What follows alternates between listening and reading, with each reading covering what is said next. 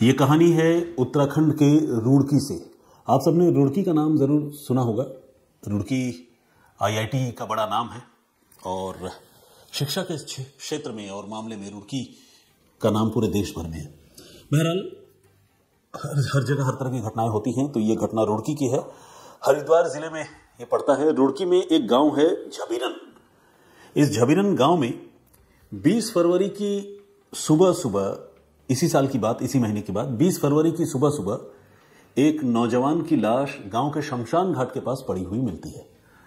लाश पर चाकुओं से बेइंतहा घाव किए जाने के, यानी चाकू मारे जाने के निशान थे और पूरी जो शर्ट थी मरने वाले शख्स की वो खून से सनी हुई थी।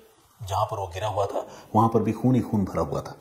इसे देखकर ये बात साफ थी कि मरने वाले शख्स का कत्ल जो है वो चाकू मारकर ही किया गया है और कत्ल कहीं और नहीं बल्कि उसी जगह पर, उसी मौके पर किया गया है।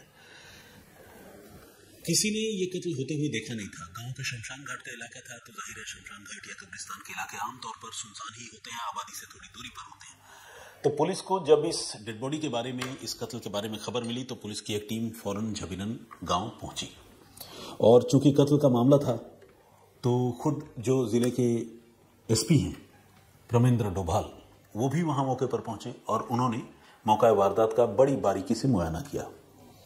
डेड बॉडी को देखकर यह बात क्लियर थी कि इस लड़के का कत्ल कोई रैंडम तरीके से नहीं हुआ। मतलब कोई लड़ाई झगड़ा हुआ, चाकू मार दिया, चले गए, ऐसा नहीं, बल्कि लड़के के शरीर पर जिस तरह के चाकुओं के घाव थे उसे देखकर लगता था कि शायद किसी ने बहुत गुस्से में आकर या कोई पुरानी दुश्मनी निकालने के लिए उस लड़के की हत्या की है। मरने वाले लड़के की पहचान अंकित चौधरी के नाम से हुई और अंकित चौधरी कहीं दूर दराज का नहीं बल्कि उसी गांव का रहने वाला था। गांव वालों ने पहचान लिया और ये पता चल गया कि गांव के लड़के की ही हत्या हो गई है। पूरे गांव में कोहराम मच गया। अब सवाल यह है कि अंकित की हत्या क्यों हुई।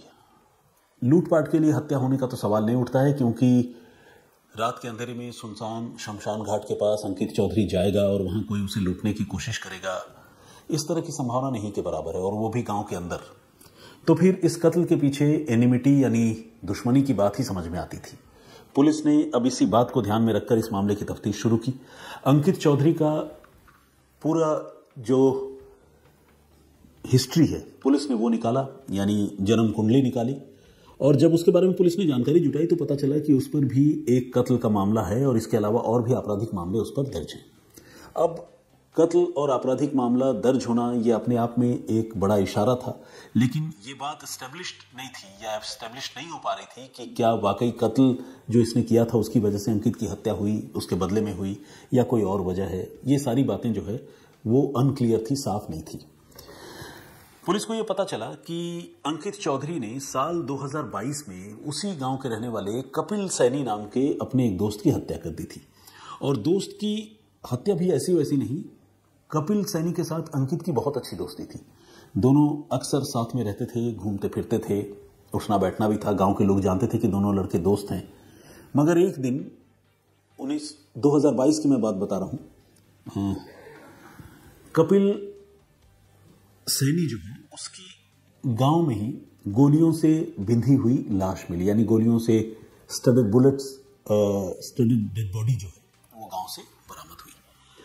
तफ्तीश चालू हुई। किसी को अंकित के बारे में तब तक पता नहीं था, लेकिन जब तफ्तीश हुई तो कुछ ऐसे लोग मिले या कुछ ऐसे क्लू मिले सीसीटीवी के जरिए, जिससे ये बात स्टैब्लिश हो गई कि लास्ट टाइम कपिल जो है वो अपने दोस्त अंकित के साथ ही देखा गया था। अब पुलिस ने अंकित को पूछताछ के लिए बुलाया और उससे सख्ती की। पहले वो झूठ बोलता रहा, लेकिन बाद में उसने कबूल लिया। दोनों दोस्तों के बीच में किसी बात को लेकर अनबन थी और उसी अनबन में अंकित चौधरी ने कपिल सैनी की हत्या कर दी थी और ये बात 2 साल पुरानी है। अब पुलिस ये जानना चाहती थी कि अंकित चौधरी के कत्ल की क्या कहानी है। तो पुलिस ने अलग अलग टीमें बनाई इस मामले की जांच के लिए। कुछ टीमों को मुखबिरों के पीछे लगाया गया कि भाई मुखबिरों से जानकारी जुटाइए कि इस हत्या के पीछे की वजह क्या हो सकती है। कुछ टीमों को टेक्निकल इन्वेस्टिगेशन की जिम्मेदारी दी गई, जिनसे कहा गया कि आप मोबाइल फोन जो है उसकी कॉल डिटेल निकलवाइए, डंप डाटा चेक कीजिए, जो नंबर से उनको सर्विलांस पर लगाइए, सस्पेक्टेड नंबर जो है, सस्पिशियस नंबर, उनको जांच पर लगाइए। इस तरह से अलग अलग टीमों को अलग अलग जिम्मेदारी दी गई और इस पूरे केस का ओवरऑल सुपरविजन जिले के एसपी प्रमेंद्र डोभाल खुद कर रहे थे। और उन्होंने जांच करते करते पुलिस टीमों को जब अलग अलग जिम्मेदारियां दी तो पुलिस टीम को धीरे धीरे इस की गुत्थी जो है वो सुलझती हुई नजर आई। पुलिस को पता चला कि एक रोज पहले रात को, यानी 19 और 20 फरवरी की रात को, उस शमशान घाट के पास, झबीरन के शमशान घाट के पास कुछ लड़कों को एक साथ घूमते हुए या बैठकर शराब पार्टी करते हुए देखा गया था। अब सवाल यह है कि ये लड़के कौन थे, उनकी पहचान कैसे होगी। गांव वालों से जब पूछताछ हुई तो गांव वालों ने अनभिज्ञता जताई इससे, और मुखबिरों ने भी अपने तौर पर जांच की, पता लगाया, पूछताछ की, तो झबीरन गांव के किसी लड़के के इन्वॉल्वमेंट की बात इसमें शुरुआती तफ्तीश में समझ में नहीं आई। तो ये भी एक रहस्य था कि जो भी लोग अंकित चौधरी के साथ लास्ट टाइम में थे शमशान घाट में, वो लोग कम से कम झबीरन के नहीं थे। ये बात शुरुआती तफ्तीश में सामने आ रही थी, लेकिन अब पुलिस को पता करना था कि वो लोग कौन थे। पुलिस ने अब उस इलाके के जो मोबाइल फोन उस वक्त एक्टिव रहे होंगे, और खासकर शमशान घाट के पास वाले टावर के मोबाइल फोन जो एक्टिव थे, उन मोबाइल फोन के बारे में भी पुलिस ने जानकारी एकत्रित करने की शुरुआत की, डंप डेटा कलेक्ट किया और पुलिस उसकी स्कैनिंग कर रही थी। इस बीच मुखबिरों ने एक बड़ी इंपॉर्टेंट जानकारी, एक बहुत इंपॉर्टेंट इंफॉर्मेशन जो है वो इकट्ठा की। एक पुलिस इंफॉर्मर ने पुलिस के ऑफिसर को जानकारी दी कि पास में एक गांव है कुर्दी, और उस गांव का रहने वाला एक लड़का है विक्की। ये विक्की जो है वो क्रिमिनल बैकग्राउंड का है, ये पुराना इसका एंटीसीडेंट है क्राइम की दुनिया में। तो विक्की जो है वो झबीरन गांव में 19 और 20 तारीख की रात को मौजूद था, वो गया था। इतनी जानकारी पुलिस को मिली। इसके बाद पुलिस ने विक्की के बारे में जब जानकारी जुटाई तो जैसा कि मैंने आपको बताया कि उसका पुराना क्रिमिनल रिकॉर्ड तो था ही। पता चला कि विक्की के साथ कुछ और भी लड़के उस गांव में, झबीरन गांव में आए थे, और ये लड़के, इनमें से ज्यादातर लड़के एक और पड़ोस के गांव कुर्दी के रहने वाले थे। तो उन लड़कों की भी धीरे धीरे पहचान हो गई। विक्की, दीपांशु, अमन और रोहित, 4 लड़कों की पहचान हो गई। अब पुलिस ने इन 4 लड़कों को पकड़ने के लिए दबिश डालने की शुरुआत की, लेकिन कत्ल करके कोई घर में बैठता तो है नहीं। तो 4 में से 2 पुलिस को नहीं मिले, अमन और रोहित पुलिस को नहीं मिले। लेकिन इत्तेफाक से पुलिस की एफर्ट कह लें, इन लड़कों के स्मार्टनेस की कमी कह लें, हालांकि कोई कितना भी क्रिमिनल स्मार्ट हो, पुलिस को आउटस्मार्ट नहीं कर सकता, वो चकमा नहीं दे सकता। तो पुलिस ने फाइनली विक्की और दीपांशु को पकड़ लिया, और पकड़ने के बाद जब इनसे पूछताछ की तो जैसा कि हर मामले में होता है, इन्होंने पुलिस को पहले भरगलाने की कोशिश की, झूठ बोला। लेकिन जब पुलिस ने इनके साथ सख्ती की और इनको बताया कि तुम्हारे मोबाइल फोन की लोकेशन से लेकर तमाम डंप डेटा और तमाम चीजें हमारे पास मौजूद है, तो फिर इन लोगों ने अपना जुर्म कबूल कर लिया। कत्ल के पीछे विक्की, दीपांशु, अमन और रोहित ही थे। अब सवाल यह है कि विक्की या दीपांशु की, ये जिस लड़के का कत्ल हुआ अंकित चौधरी, उससे क्या दुश्मनी थी। तो जब इनसे पूछताछ हुई तो कहानी फिर से घूमकर उसी 360 डिग्री पर आकर रुक गई, और पता चला कि अंकित चौधरी के कत्ल के पीछे कोई और नहीं बल्कि अंकित ने जिस कपिल सैनी नाम के लड़के की हत्या की थी उसके बुजुर्ग पिता हैं। 60 साल के बुजुर्ग पिता, जिन्होंने अपने बेटे की हत्या का बदला लेने के लिए विक्की और उसके दोस्तों को पूरे 4 लाख रुपए की सुपारी दी थी। खास बात यह है कि अंकित ने जब कपिल सैनी की हत्या की थी उसके बाद तो वो जेल चला गया था, लेकिन कुछ महीने जेल में रहने के बाद उसे जमानत मिल गई और जमानत पर वो वापस आ गया था। लेकिन वापस आने के बाद वो गांव में फिर से घूमने लगा, और जैसा कि मैंने आपको बताया कि क्रिमिनल बैकग्राउंड का तो था ही, तो चौड़े से रहने लगा। चौड़े से मतलब पूरे ठसक से और दबंगई के साथ। ये बात देखकर जो कपिल, जिस लड़के की हत्या उसने की थी, उनके पिता को बड़ी तकलीफ होती थी। 60 साल के बुजुर्ग पिता, उनके जवान बेटे की हत्या हुई और पता चला कातिल आंखों के सामने गांव में घूमता फिर रहा है।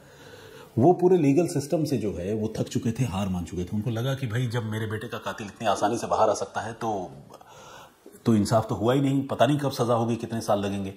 फिर उस बुजुर्ग पिता ने यह तय किया कि वो अपने बेटे के कातिल की हत्या जो है या तो खुद करेगा या किसी से करवाएगा। इत्तेफाक से इस कोशिश में वो लगे हुए थे, और इसी कड़ी में उस बुजुर्ग पिता की मुलाकात विक्की से हुई। विक्की एक पुराना क्रिमिनल था और विक्की को उन्होंने 4 लाख रुपए की सुपारी देने की बात कही। इस कहानी का कुछ एक और पहलू है जो आपको जानना चाहिए। 4 लाख की सुपारी देने की बात हुई थी और एडवांस कितना दिए गए थे? सिर्फ 4,000 रुपए, महज 4,000 रुपए। और इन 4,000 रुपयों से इन कातिलों ने पहले शराब खरीदी और 3 नए चमचमाते हुए चाकू खरीदे, जिन चाकुओं से वो अंकित चौधरी की हत्या करने वाले थे। इसके बाद इन्होंने अंकित चौधरी को शराब के लिए न्योता दिया, ड्रिंक्स के लिए ल्यूर किया। और आप जानते हैं जो लोग शराब पीते हैं उनमें से बहुत से लोग ऐसे होते हैं कि शराब का कोई न्योता मिले तो वो अपने आप पर काबू नहीं रख पाते। यही वजह है कि बड़े बुजुर्ग जो है नशा से दूर रहने की सलाह भी देते हैं। तो अंकित को इस बात का दूर दूर तक कोई आभास नहीं हुआ कि जो विकी पड़ोस के गांव का रहने वाला है वो उसे अगर शराब पीने के लिए और पार्टी करने के लिए बुला रहा है, और वो भी गांव के एक सुनसान जगह पर, शमशान के आसपास, तो इसके पीछे उसकी कोई चाल या साजिश हो सकती है। इसके बारे में अंकित को दूर दूर तक कोई गुमान नहीं था, उसे कोई खतरा नहीं महसूस हुआ। अंकित जो है विकी और उसके दोस्तों के बुलाने पर अपने ही गांव के शमशान घाट के पास गया। वहां पहले इन 5 लड़कों ने बैठकर जमकर दावत उड़ाई, शराब पी।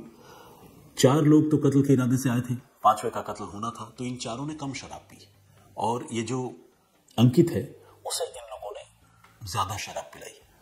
जब वो ज्यादा नशे में हो गया, नशे में जब उसका खुद पर काबू नहीं रहा, बेकाबू सा हो गया, तो फिर इन 4 लोगों को लगा कि यही सही मौका है कि अब हम उसकी जान ले। फिर इन लोगों ने अपने पास जो चाकू मौजूद थे, 3 चाकू इन्होंने खरीदे थे, 1 या 2 लड़कों ने अंकित को काबू किया, पकड़ा, और बाकी लोगों ने ताबड़तोड़ उस पर चाकू बरसाए। इतने चाकू बरसाए कि अंकित की वही मौके पर ही मृत्यु हो गई और बहुत ह्यूज ब्लड लॉस हुआ, बहुत वाइटल ऑर्गन डैमेज हो गए। असल में ये जो किलर्स है ये इंश्योर करना चाहते थे कि अंकित किसी भी कीमत पर जिंदा ना बच पाए।